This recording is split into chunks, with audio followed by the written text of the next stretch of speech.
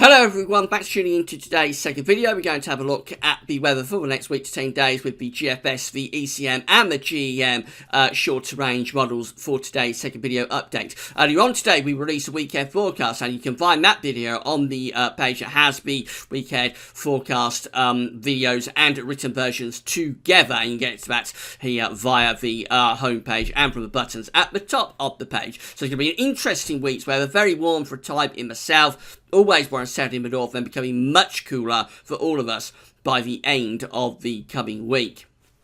Today's third video will be with you this evening, and that's going to be the CFS 6 months look ahead. It will take us from next month, from September, right way through to February 2019. It's just for fun, it's just to have a bit of a laugh at it, but don't take it seriously whatever you do. It'll cover the full autumn and winter 2018-19 period. So that will be coming up this evening. Big weekend of updates. Could be loads of updates tomorrow as well. I'll talk you through those very shortly. But we'll begin by having a look at what's happening in the Atlantic and Pacific in terms of tropical developments. So this is the latest from the National Hurricane Center for the Atlantic, for the tropical Atlantic. Very quiet sea now, not much going on. We do still have post-tropical storm Ernesto. It's gone off the chart here. It's heading towards Ireland at the moment, and it will be bringing wet weather to Ireland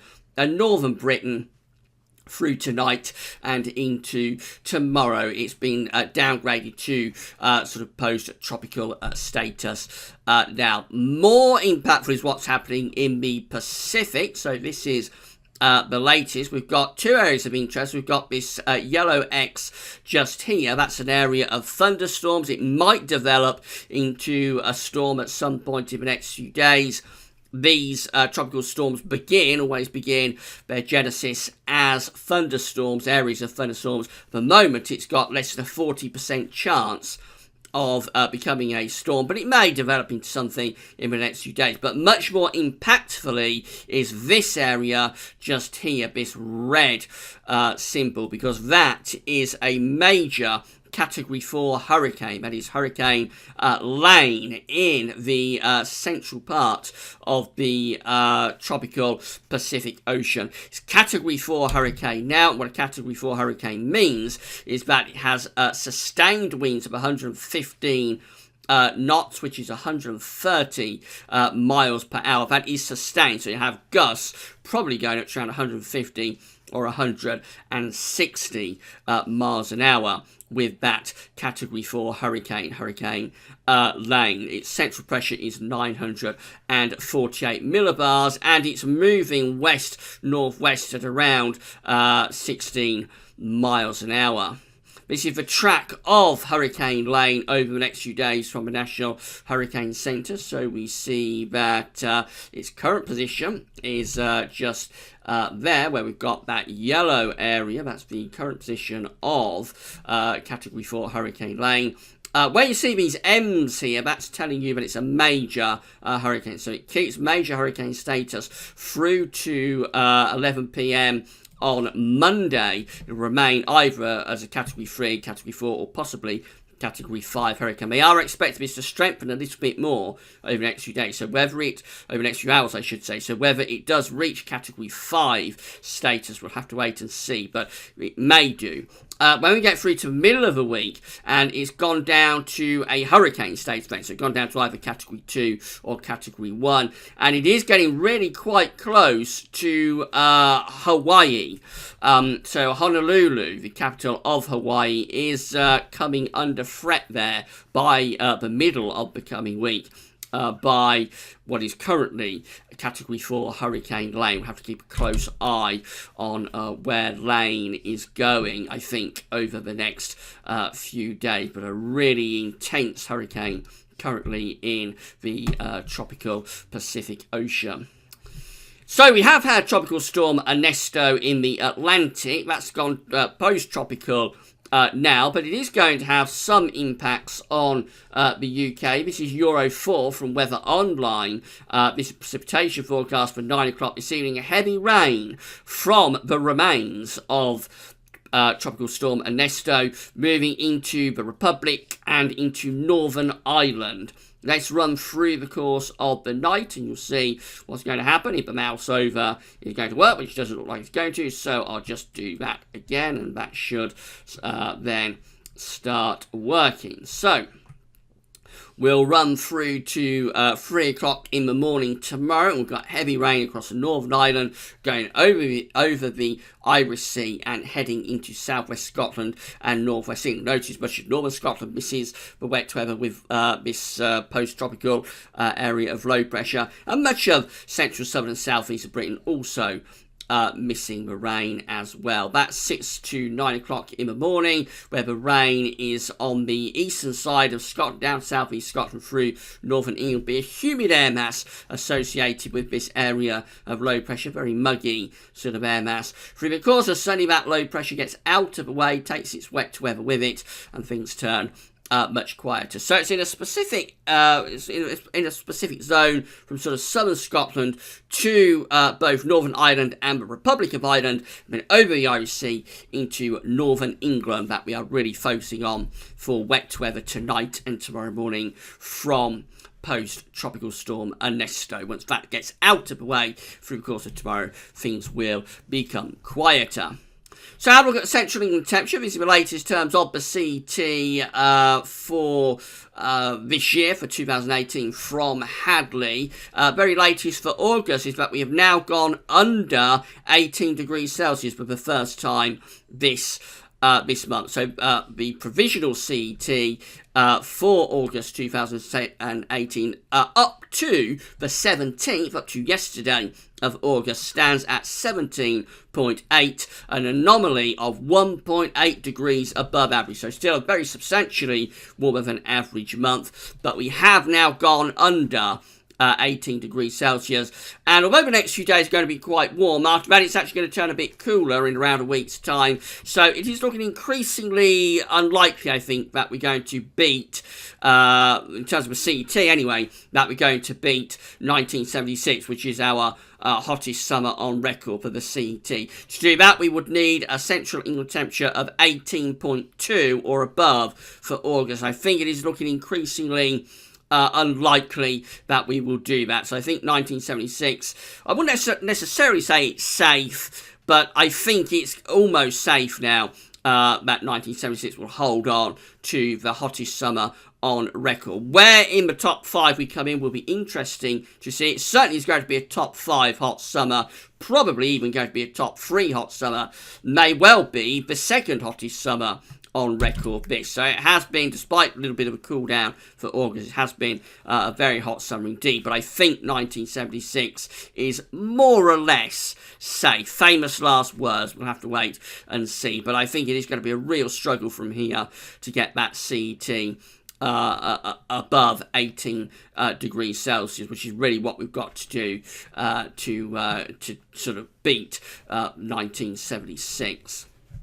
Right, 500 millibar height anomaly flowcharts from Penn State University for the next week to 10 days. We've got the ECMWF here on the top and nothing on the bottom. Normally we would have the GFS on the bottom, but it's not there today. So we've got to concentrate on the ECMWF instead. So this is the 500 millibar height anomaly flowchart from the ECM for the 7 to 10 day time frame. You can see what's going on. We've got above average heights to the west of the UK, below average heights up to the north and also to the east. The black lines is the position of the jet stream that's coming through the country like that.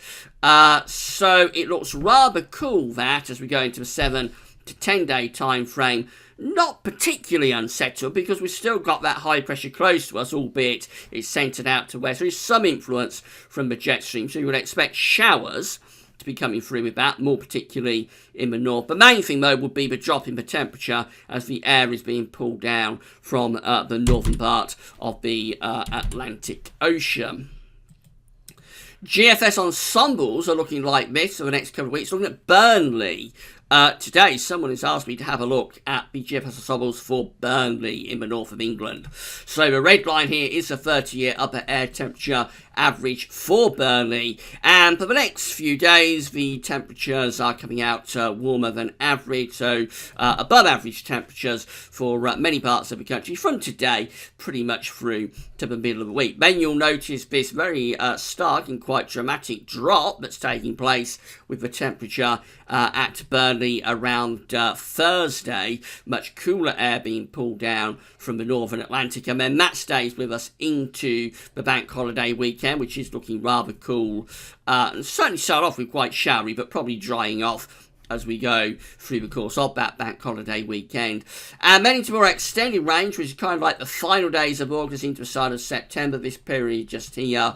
So we have quite a lot of scatter in that period. Overall, no sign that we're going to turn things especially hot, but there could be some warm weather in there for the final days of August and the early part of September. We do have a few hot outliers, especially that gold run just there, which is getting close to 15 Celsius at 850 HPA. They are outliers, so they're not to be relied upon. But we may see a bit of a rise in the temperature taking place right at the very end of August and start of September. It is something that happens quite a lot. As far as rainfall is concerned, so we've got some wet weather coming up tonight in Burnley associated with the remains of Ernesto. Once that gets out of the way, quite a bit of dry weather for the next few days. And then as the temperature drops off around Thursday, we find that we have got quite a few precipitation spikes. So it's an active cold front that's moving southwards Wednesday to Thursday, introducing that cooler air, much cooler air, and also some heavy rain will be on that cold front as well. After that, actually, it does look quite unsettled for the final days of August into the start of September. There are quite a few precipitation spikes there, but bear in mind that is for Burnley, so it's in the northwest of England. It will be exposed to Atlantic winds. If we just look at somewhere in the southeast, like London, I suspect it would look a lot drier than that. But it does look rather cooler and changeable, I think, from around Thursday onwards. Temperature anomalies are looking like this from the 18th to 26th of August. We're coming out with above average temperatures, especially for England and Wales, although Scotland and Northern Ireland are actually coming out close to average with the temperature anomaly. Precipitation anomalies, again, north-south split is in evidence. So for England and Wales, we find that the rainfall anomaly is drier than average. For much of Scotland and Northern Ireland, we're coming out a bit wetter than average with the precipitation anomaly from the 18th to the 26th of August. This is the GFS for Tuesday then, and it's all covered by the weekend forecast, of course. High pressure building into the south will bring very warm temperatures and mainly dry weather to southern parts of the country. The north will be a little bit more unsettled. Wednesday, we're bringing a cold front in across Scotland and Northern Ireland. That will be quite an active cold front. Ahead of it, the air is quite warm, or very warm. Behind it, the air is much cooler, and you can see that on the upper air temperatures, with much of the country bathed in warm or very warm upper air temperatures on Wednesday.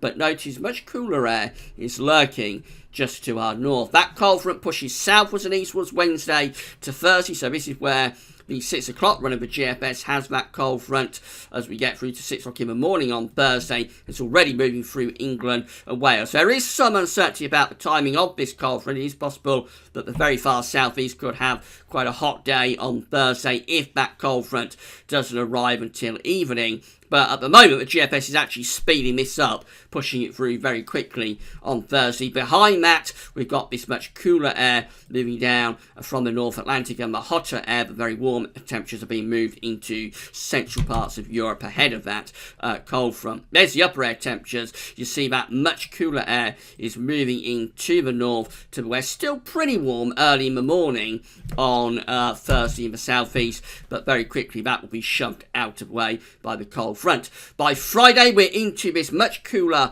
and more showery run of west to northwest winds. Look at the upper air temperatures. They are much cooler by the end of the week, with the heat being pushed off into central and eastern parts of Europe. And then we go into a showery bank holiday weekend, or start of a bank holiday weekend anyway. Saturday looks showery and cool. Winds are in from the north. There'll be showers along with spells of rain coming through with that. Over the bank holiday weekend, we do try and build a little bit of a ridge into the south. It turns a bit drier and warmer in the south, although still probably temperatures a bit below par. Up in the north, though, likely to carry on with showery conditions into the rest of next week. So again, we have a go at pulling up some warmer air from the south around the middle of the week. This is Wednesday, 29th of August. We've gone just beyond day 10 now. We're trying to build up some warmer air from the south, but it doesn't really come to much. We just get this next area of low pressure moving in on Thursday the 30th. And that takes us into potentially a very unsettled spell at the very end of the month and into the start of September. This is the 1st of September with low pressure over the country. That's bringing showers along with spells of rain and very autumnal type conditions as well. That low pressure is moving away to the east on Monday the 3rd, but you'll notice this next area of low pressure is out to the west. And that's only going in one direction, and that's heading towards us as well. So this particular run of the GFS does have us in a cool and very unsettled start to September. However, it's totally at odds with the GFS run that came before it. So that was a 6 o'clock run. This is the midnight run of the GFS. This is for Thursday, 30th of August. Look at that high pressure ridging from the Azores through the UK into Central Europe. That will be bringing a very warm, dry end to August, and that goes on into the start of September as well, with that high pressure sitting just to our east, pulling in very warm, possibly even hot easterly winds. And that was just 6 hours before the 6 o'clock run of the GFS. So obviously a lot of uncertainty at the moment about what's going to happen at the very end of August and into the start of September. As I've said a lot in the videos over the years, late August, early September is a time of the year when we often get a spell of warm and dry weather. I'm not sure why that happens, but it is one of the sort of singularities within the weather, so it occurs very regularly. It's quite reliable. We call it, I think it's called the Old Wives' Summer, and it's just one of those things that happens a lot, that we get a spell of late summer warmth and dry conditions at the very end of August to the start of September. Generally lasts through the first week of September, and then the second week of September generally starts to turn more unsettled, and that eventually culminates in gales sometime around the equinox that occurs sometime around the 21st to the 23rd of September. So early September is often a time when we get a spell of fine late summer conditions. We should wait and see how this plays out, of course, with the two GFS runs at odds with one another. Obviously, there is a lot of uncertainty about the end of August and the start of September at the moment. This is the ECMWF. That's how things are looking on Tuesday and through to Wednesday. So a lot of dry and warm weather in the south, more unsettled in the north. There's the cold front that's going to turn us cooler and give us some rain from Wednesday to Thursday. That's up in the north on Wednesday. By the time you get through to Thursday and to Friday, we're dropping that cold front southwards and eastwards. ECM is a little bit less unsettled, though, for the end of the week. It doesn't make as much of that cold front as the GFS. So won't be as much rain pushing southwards, eastwards, but all parts are turning cooler at the end of the week. And then into bank holiday weekend, we look like that. So rather unsettled conditions, especially for the north and the south. Reasonable amount of dry weather, much cooler compared to earlier in the week. That's bank holiday Monday, where we're trying to get this ridge building back in from off the Atlantic again, and that's how we finish up at day 10, with high pressure centred to our west but throwing a ridge into the UK. So reasonable amount of dry weather, albeit probably only sort of average temperatures. And then finally, the GEM is looking like this. So again, we have a lot of dry and warm weather in the south around the middle of the week, always cooler, more unsettled in the north. Those cooler, unsettled conditions start to spread southwards at in the second half of the week. So this is Thursday, when we'll be bringing that cold front southwards. It's in that sort of position at midnight on Thursday with the GM, and then by Friday, by the end of the coming week, we're into this much cooler and more showery run of northwesterly winds. The most cool and showery winds take us into the bank holiday weekend. That's Sunday, 26th of August, for example.